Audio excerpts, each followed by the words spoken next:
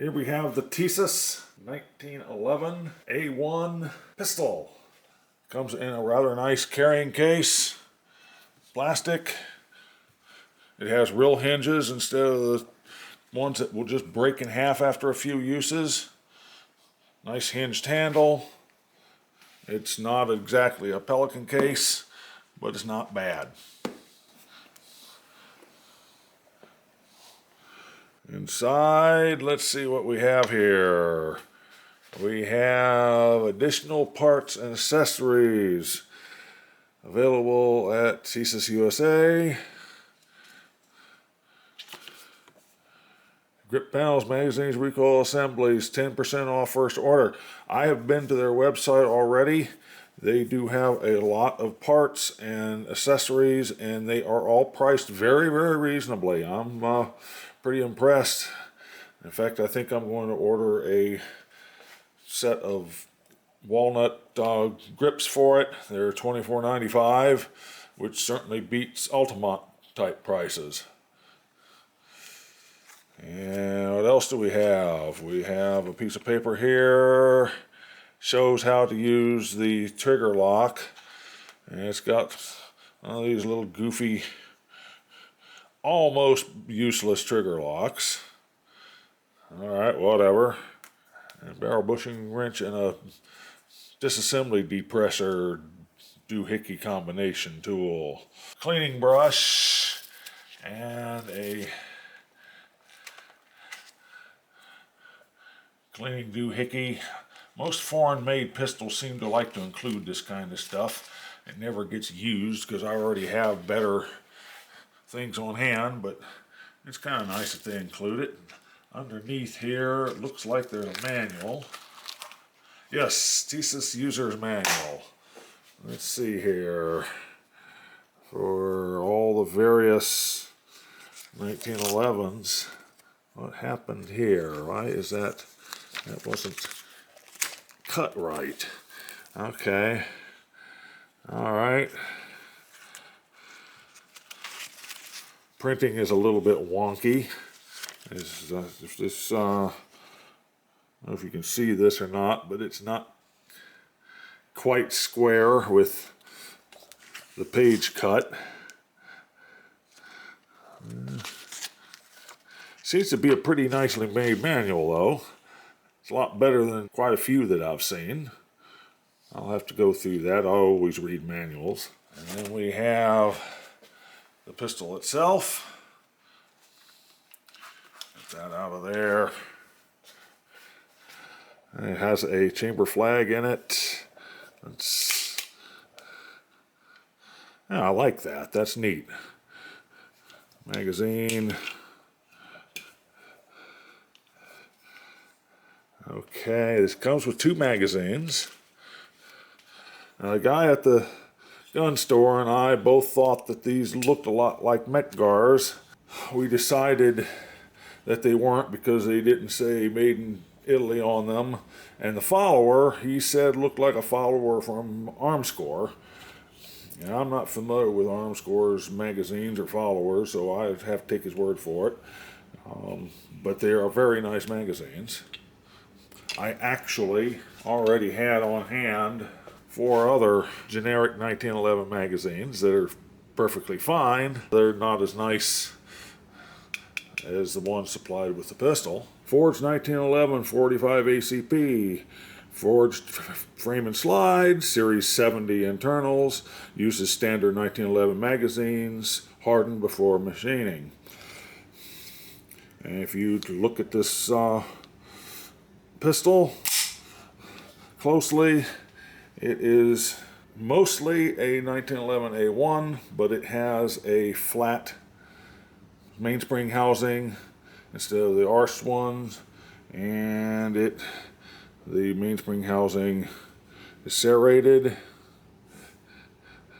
I don't know if this comes out on the video or not. Probably not. There is some nice checkering on the face of the trigger, and it is called a model 1911 A1 Service, and it is more or less a GI style pistol. It does have an extended beaver tail in the A1 style, lowered and beveled ejection port, 45 ACP, nice large safety. So let's take this puppy apart and see what the inside of it looks like. Okay, believe it or not, I have never taken a 1911 apart before. I watched Hickok 45 do it.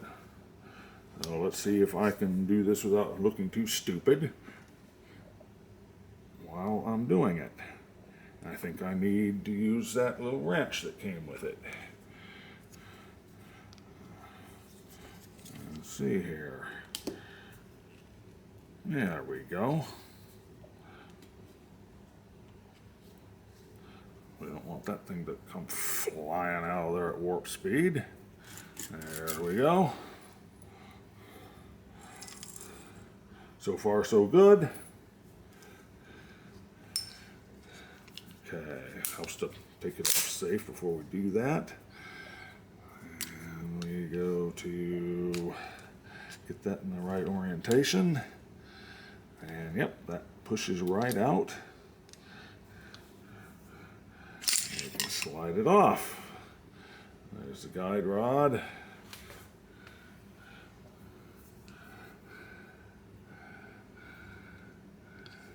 And let's see, we need to turn that the other way so that we can remove it. There's the bushing. Everything seems to be pretty well oiled already. Now this seems to be, even the internal machining on this pistol seems to be first rate.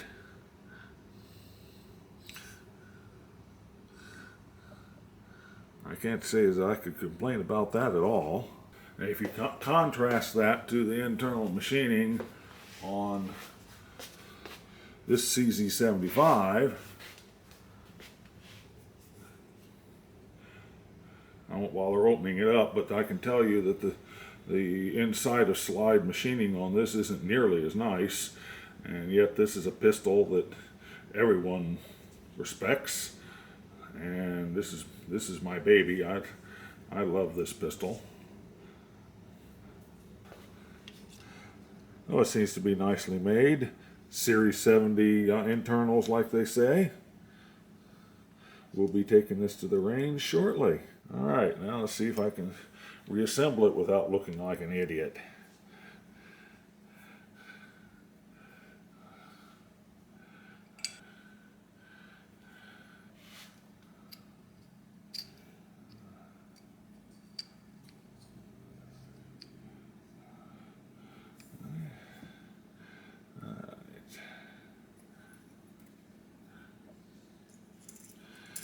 Now the thing is, I know that this goes, I know I have to do that. I think something like this. Those little ears down there, slide that on there. I think that's where that has to ride, and that, or down as the case may be. All right, let's slide this thing back on. And it's not working. Because why? I don't know, because I'm an idiot.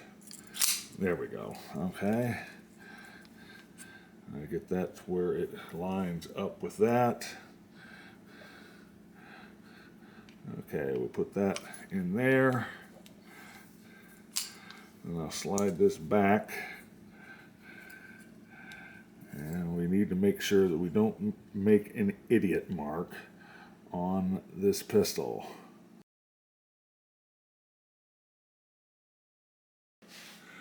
Okay, now I see what I'm doing wrong here. That little dingus is actually spring-loaded. So you put that in there,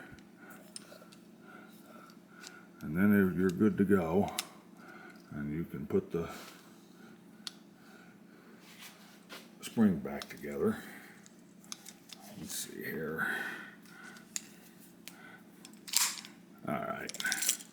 Remember, I've never done this before on this model pistol, and it is a little bit different than anything else I have worked with.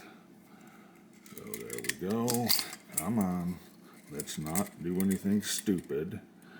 Let's not launch this thing all over Goddess's green earth. Alright. Be just my luck at this point to break a nail. Okay. And there we go. Reassembled.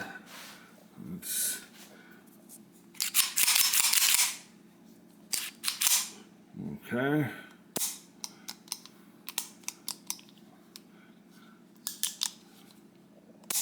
All right. There it is. So that, my friends, is my brand new Tisas 1911. They come in several other forms. Some of them are Cerakoted to look like they've been Parkerized. This one is more of a World War I black, even though aside from the flat mainspring housing, it's actually an A1 style pistol. There it is. I will be taking it to the range shortly. Here's one of the existing magazines that I have had for a while. And it fits, and it ejects. So that's it. Goddess bless this mess.